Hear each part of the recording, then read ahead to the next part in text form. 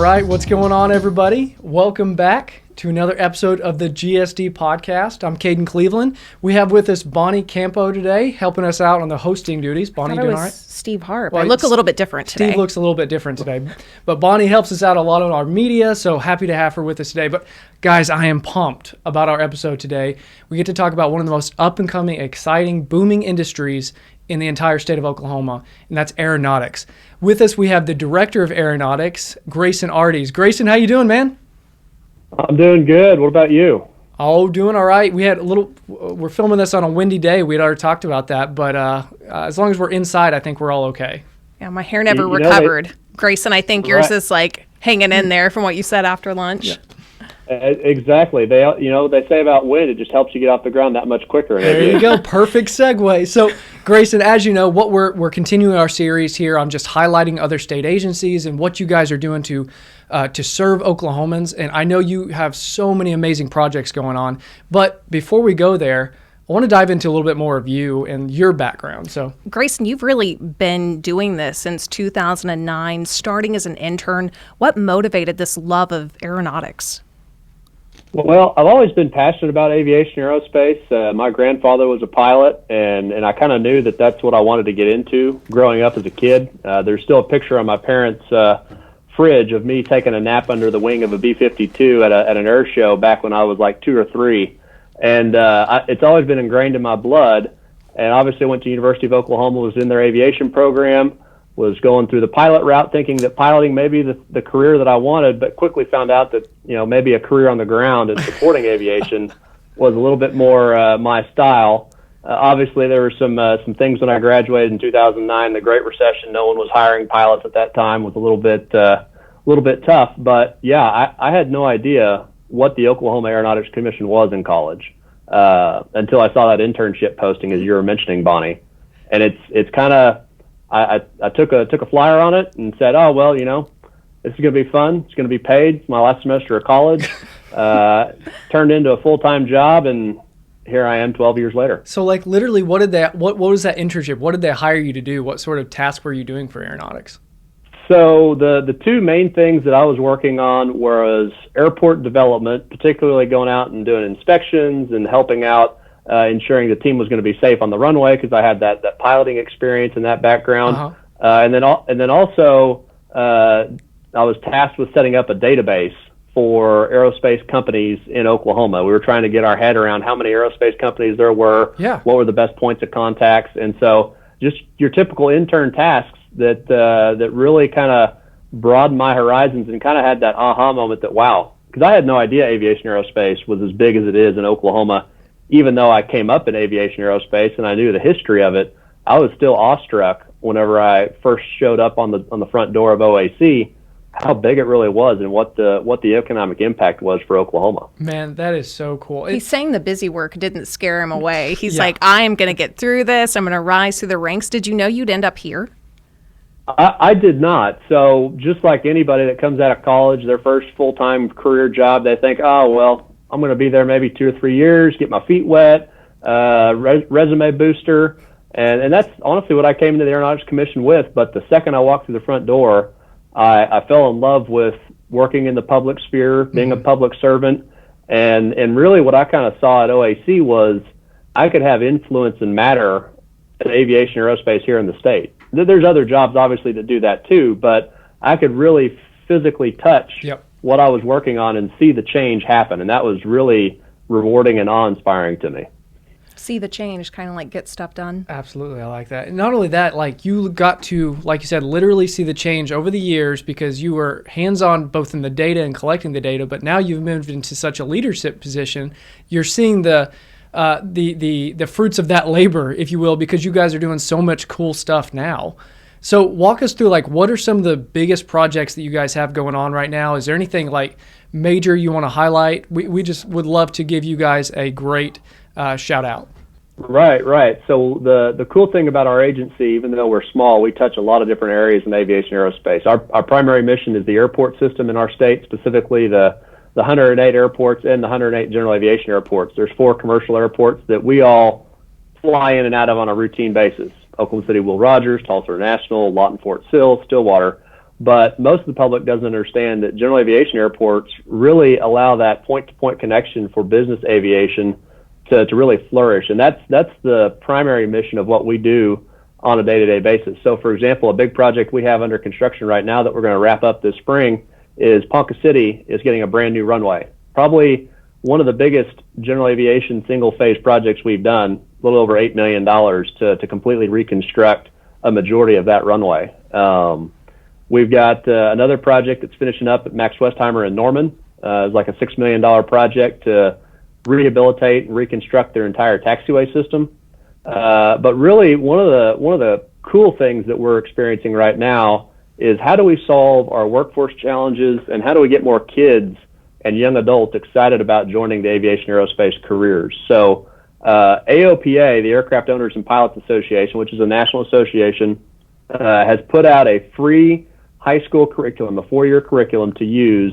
In Oklahoma's number 3 right now, behind Texas and Kentucky. We got 16 high schools that have implemented that curriculum, looking at another 12 that are going to join it next school year for a total of 28. The goal is in 3 years to get us to 50, but that's going to be revolutionary, and that's a game changer for getting kids excited about aviation and aerospace. It sounds like really homegrown talent, too. I mean, you really want to cultivate that, keep people here, because it is a growing industry, and you've seen that growth recently, haven't you? We have, and that's everybody has workforce challenges. Every industry will tell you that, but unlike a commodity like oil and gas or like agriculture, the real thing that keeps aviation aerospace going in Oklahoma are the workers. The fact that we have the people here, we have a good business climate, we have a great environment to support businesses, and we got to keep those workers going. And we don't have that inherent Oklahoman knowledge of aviation aerospace. Most people understand oil and gas and energy. Right. Most people understand agriculture. They don't get the career opportunities that are available to them in aviation aerospace. There's over 200,000 job support. That's about 120,000 direct jobs and 85 or so indirect induced jobs. The average salary of an aviation worker, $73,300. That's good paying money to go join aviation aerospace here in the state. And so these kids need to know about that, and specifically the parents need to know about the different opportunities to help try and shuttle the kids to join an aviation aerospace career. Man, that's cool. How big is the business, really? I mean, are we talking millions, billions of dollars just to get involved here in Oklahoma? If you put parameters around it, what does that look like? So the overall industrial economic impact is $44 billion. So we're number 2 in the state, right behind oil and gas and right ahead of agriculture. And the great thing is we have such a diverse mix of businesses. So you have the behemoths like Tinker Air Force Base, 30,000 employers, the state's largest single-site employer right there. You have American Airlines, Mike Monroney Aeronautical Center, the FAA. Mm-hmm. You have Boeing, all with multiple thousands of employees right there on campus. And everybody knows about those big boys. But it's the small folks and the small companies that really kind of let Oklahoma shine. You can go around to any rural community in Oklahoma and you can find a 10-person business, a 100-person business, maybe even a 5-person business that's involved in aviation aerospace. What we're really known for in Oklahoma is keeping airplanes in the air. Maintenance, repair, and overhaul of aircraft, or MRO as we commonly term it in the industry. We keep airplanes flying. We make parts, we repair parts, we install parts on airplanes, and there's plenty of opportunities both for entrepreneurs and also just people that want to go work for aviation aerospace in the big cities and in the small towns as well. Gotcha. Grayson, being that little boy who was sleeping beneath the airplane wing, even to now, you've been recognized for your distinguished work in the field. Can you talk to us about that? I mean, you're really a leader in the industry. Well, thank you. I'm a pretty humble person. I don't like the accolades, but I have tried to do my best to really put the public servant's heart forward to show, okay, we are trying to do some things in state aviation. There are 49 others like us across the country that are doing very similar work in their states. And actually, before the Federal Aviation Administration ever came around, back in the early 20s, 30s, 40s, and even into the 50s, our national association was kind of the collection of states. How do we make this national air transportation system work? Because we didn't want pilots experiencing something different in Oklahoma than they would have in Arkansas. It didn't make sense when you were crossing state borders that you'd experience two different ways of doing business or two different ways of flying. So NASAO blessed me with their Distinguished State Aviation Award last year, and I was very honored to receive that. And really what it is it's growing the mentality of how can we best serve aviation, aerospace, and air transportation. That's the question I ask myself every day. If we're trying to move the needle forward, we're trying to affect some kind of change for the better, how do I leave that log pile just a little bit higher every single day? And I think that's what motivates me, and I think that's what motivated the group that gave me the award, and I greatly appreciate that. Man, that is so cool. I want to ask you one real quick thing just to kind of clarify, because a lot of people may not know. We always hear about aeronautics and aviation growing within Oklahoma. I guess the simplest question, why Oklahoma? Like, what makes Oklahoma so unique for this industry to start really growing? Well, we may want to go over and do a podcast at the Oklahoma History Center, and we can spend for an hour just talking about aviation history stuff. Let's go. That's on our list. Eventually, we will be doing that. Yes. All right. Very good. There's a book I want to give you all at the end of this. We'll give you the Oklahoma aviation history story. Since the days of Clyde Cessna, the Braniff brothers, the Halliburton family, all started early on being very pro aviation and pro flying. And so you go back to the early days, Oklahoma's always had a heart for aviation aerospace. You had Tinker Air Force Base, which started back in 1942 as the Midwest Air Depot. About that same time, we had two companies relocate to Oklahoma. You had the FAA Standardization Center, which is actually the CAA Standardization Center. This is even before FAA became a thing. Relocated from Houston to Oklahoma City, and we stole, if you want to call it, the American Airlines maintenance base from LaGuardia, and it moved to Tulsa, Oklahoma. So along those lines, you have these big clusters of aviation aerospace that have relocated to Oklahoma, that we have always been interested, always had an impact on aviation aerospace here in the state.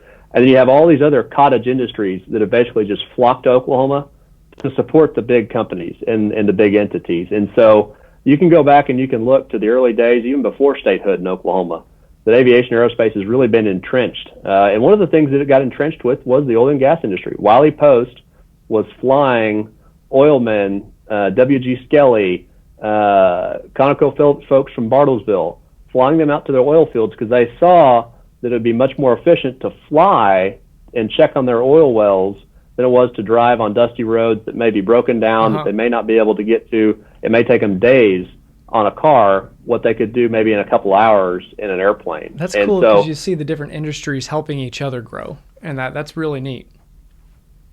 It really is. And the history of aviation in Oklahoma, I mean, if you're a history buff, aviation buff, we've got some great stories right here. And that's what the Oklahoma History Center, I know they're trying to do. They have been doing. We have I think it's the largest per capita astronaut class here in Oklahoma. Yep. Some of the great astronauts that, Tom Stafford is the one that I look up to the most. General Tom Stafford has a great museum out there in Weatherford, Oklahoma. If you haven't visited that, I'd highly recommend it. Some of the greatest aerospace and space artifacts this side of the Mississippi River, right there in a small town in western Oklahoma. Who would have thunk it? But it's pretty amazing. That story repeats all across Oklahoma. Not the museum, but the history and the love and the importance of aviation to those local communities. I really think the only thing he didn't mention was like crop dusting. So there's nothing aviation doesn't touch. I mean, at this point, I'm convinced you've sold me. Well, good. Are you going to become a pilot now? I don't know if my eyesight's good enough. What is the criteria for that? I'm at 2015, but I think you have to be like 2010. So actually, to be honest with you, your eyesight doesn't matter as long as it's correctable. That's the only thing. I have terrible eyesight, but I wear contacts, and so I can fly. Well, next time we have you on, Grayson, can we do it from an airplane? You say it, and we'll make it happen. Let's go. Let's go. We'll take you up in an airplane, and we'll be able to do another interview, and you'll get to see a whole new side of Oklahoma from the air. Let's go. That'd be awesome. Okay, I got one more question for you, and this is really just kind of my curiosity, honestly. I know that there's a lot of Well, right now there's really two main locations when it comes to main travel, main airports, which is in Oklahoma City and Tulsa. And just out of curiosity, is there any talk? I know we have a lot of local rural airports of actually making a more larger central airport for the state of Oklahoma. So the topic of a central airport in Oklahoma has always been discussed. Unfortunately, it's just not. It's been a topic of conversation. It's just never been in the cards. To relocate airports and to make one big airport in Oklahoma, the infrastructure cost would be, one, unbearable, and then two, I think you'd find that people would not be as happy with the service because they'd have to drive 45 minutes, 50 minutes, an hour to one spot TSA to lines get there. Are twice as long. Yeah, exactly. And TSA lines are twice as long, and there's a lot that's fraught with a lot of peril, and there's been lots of studies that have looked at it in the last probably 5 decades, if not longer, and it's just never materialized. One, because of the cost, and two, I don't think it's a true reality to see that happen, especially with everything being entrenched. If that, this is one of those things. Had our forefathers maybe in the 1940s and 50s, before aviation really got entrenched in the communities of Oklahoma City, Tulsa, Stillwater, Lawton, really kind of started growing and starting their own service. If that would have happened back then, that would have been the time to do it. But today, I think we're past that card at this point in time. No breaking news. Yeah. No breaking news. But I will tell you, the one thing we haven't talked about here today is the unmanned aircraft system industry, or the UAS, or the drone industry, as it's commonly referred to. I totally forgot. And we've had a lot of companies move to Oklahoma for this specific purpose, right? Yep. So you have Kratos is a big name company that's moved here several years ago. Skydweller, in more recent memory, has announced plans to relocate to Oklahoma. There's a lot of great research going on with OSU and OU. The Choctaw Nation is doing some amazing things with their integrated pilot program that came to a conclusion last year, and they're going to continue on doing some testing down there at the Daisy Ranch. I think the UAS industry is going to be what's moving aviation forward. We may not experience it so much here in Oklahoma because we don't have a whole lot of urban congestion, although we could still benefit from it in some ways. But we can do all the testing right here in Oklahoma for this concept called urban air mobility, which, as we kind of call it, is the Jetsons. Hopping in an aircraft, an automated aircraft, you're going to tell it, I want to go from point A to point B, and it's going to take 4 people over to that new destination in a vertical fashion. Not a horizontal takeoff and land like your typical traditional airplane, but more of like a rotorcraft helicopter type situation, but you don't have to have a pilot on board. Now, I'm not going to sit here and tell you that, in the next 3 or 4 or 5 years, that's going to happen everywhere, and the drones are going to be filling the skies like you see in Star Wars. But I think you will see in the next 5-10 years, there's going to be some additional transportation opportunities, especially if you go to the big cities like Dallas or LA or New York City or Washington, D.C., and you have to start to see this urban air mobility concept, or Uber Air, as they like to call it, actually take flight and develop. And it can be tested right here in Oklahoma. That same technology could be life-saving for someone that may need urgent medical attention in a rural town. They can hop in one of those, no pilot, with just a nurse, and head on down to the nearest, level 4 trauma center to be able to get that person some life-saving medication or some life-saving treatment. Instead of like a Metaflight or something that would be relatively expensive to send the helicopter out, it's like, let's send the drone. Right. Let's send the drone. You can have it. It's less costly. It doesn't require a pilot. Therefore, you can have a smaller vehicle maybe. Right now, to have a pilot and a flight nurse and a patient, it takes a bit of a vehicle. But if you can eliminate one person, you eliminate some of the size. Therefore, you might be able to have those stationed at different locations across the state. Therefore, you can get to people quicker. This may be selfish, but I just want them to do that with like Grubhub or something to deliver food, so I don't have to worry about someone touching like the food or the delivery driver. But when you work that out, you let me know. Well, you'll actually probably see that first before you see the urban air mobility concept. You'll see the delivery for food and drinks and kind of prove your Amazon packages first, before you'll see probably a manned autonomous vehicle be widely adopted. I would say that, if we're looking at 5-10 years for the urban air mobility concept being widely adopted, you're probably looking in the 2 to 5 year range for the package delivery potentially being adopted. Now, obviously, we have some big regulatory hurdles to get over as a nation on that, specifically from the safety perspective. And that's really the only thing holding us back. You can look at other countries. They've been doing it safely. We do have the safest and most efficient air transportation system in the world, but sometimes it takes a little bit extra time to adopt a new technology in the United States because of that safety factor requirement. Right. That's just unfortunate for us, but we're going to get through it one way or the other. It's going to happen. I love the vision, the forward thinking that Grayson's bringing, because it's not just limited to let's manage these airports and build an airport here and there. You're thinking outside of just this industry and how aeronautics impacts other industries as well. And I love that. That's how you grow to. I think that's why there's such a big boom in this industry right now, because you are going outside and looking and exploring these different opportunities. Or other people fail to adapt. Yeah. He's seeing the innovation and running with it. Yeah. And that's the thing. I mean, aviation, aerospace, we had the Cold War, we had the space race as kind of the ingrained marketing materials that really drew the workforce to aviation, aerospace. Mm-hmm. For the last 2 or 3 decades, we haven't had that. Now, UAS and this new technology, especially the private space sector as well, will hopefully bring more young people and get them excited about the industry, and we'll have some of that ingrained marketing opportunity and take advantage of it right here in Oklahoma. So talk to me real quick about that, because like SpaceX, you got these big companies that for the first time doing privatization of a lot of space travel and things like that. Is that spaces that are these areas that you guys are really looking at and looking at the private sector, what they're doing, and maybe partnering up with private sector providers in that area? Absolutely. So the state has its own agency for space, right? That's the OSIDA, and they are all about the space industry development. And I know their director well, and he's doing some pretty good things. The interesting thing, Oklahoma has made a part for every single space program to date, and that's given that our history is all about making parts, supporting parts, repairing parts. I think that's where we're going to be for many years to come. Could we build some engines? Yes. Could we repair parts, build parts for the next private space program, whatever it's going to be, if it's going to take us to Mars or the moon base or whatever the next item is going to be beyond our atmosphere.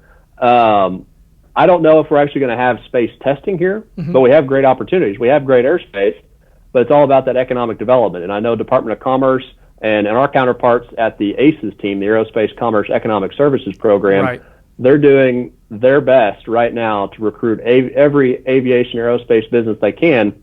And I don't want to give away too many secrets, but that does include some space-specific companies coming to Oklahoma. So hopefully they'll be able to get some of those wins, and we will be able to add more space portfolio to the Oklahoma aviation aerospace sector. Oh, that's cool. I feel like we've almost come full circle. He said we had this great space for training, and with the windy days like this, it'd be almost like the Super Bowl for training for future pilots or anyone else involved. So, I look forward to seeing that, and I hope that you'll keep us updated. Maybe it'll be worth having you on even a few months from now. 100%. I love to just stay up with you, everything that you guys are doing.